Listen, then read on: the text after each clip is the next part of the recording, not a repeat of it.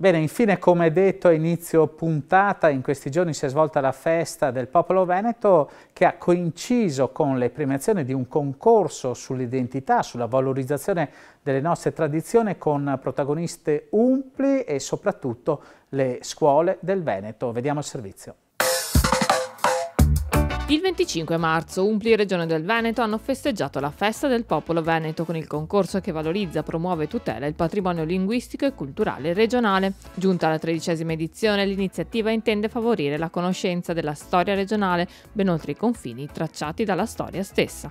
Un progetto che è nel DNA delle Pro Loco e quindi che i giovani, i ragazzi, i bambini si avvicinino a quello che è la storia, la tradizione e la lingua. E tutto quanto è Veneto è qualcosa di importante per noi e noi ci mettiamo il cuore perché le Pro Loco sono il cuore pulsante del Veneto. È importante vedere che ci sono ragazzi e studenti di qualsiasi nazione che si cimentano con il Veneto e quindi la nostra si può considerare veramente una lingua che appassiona e che rende bello anche questo concorso. Abbiamo visto i ragazzi anche entusiasti dell'Istria di avere questa radice con Venezia, con la Serenissima Repubblica. Assegnati in totale 28 premi agli elaborati che attraverso il teatro, la musica e la poesia hanno raccontato l'identità del territorio.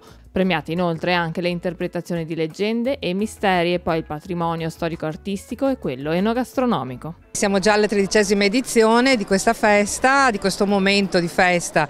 Grazie alla collaborazione di UNPLI Veneto è diventato veramente un progetto consolidato con le scuole e le scuole partecipano sempre con interesse ed entusiasmo ed è questo quello che ci un po' caratterizza questo momento di festa, appunto una ricorrenza storica, la mitica Fondazione di Venezia, diventa anche un evento diciamo rinnovato ogni anno dall'entusiasmo di queste scolaresche che partecipano numerose ma soprattutto con progetti che ci danno sempre spunti di riflessione. Presente in occasione delle premiazioni anche il Veneto Creator Riccardo Vanin. Sicuramente bello portare avanti le tradizioni tramandate dai nostri nonni e genitori mantenendo appunto quelle che sono le nostre radici. Io per esempio ho studiato dizione nel mio percorso formativo di recitazione, però ogni volta che torno qua e che comunque mi confronto con amici, parenti, è sempre bello.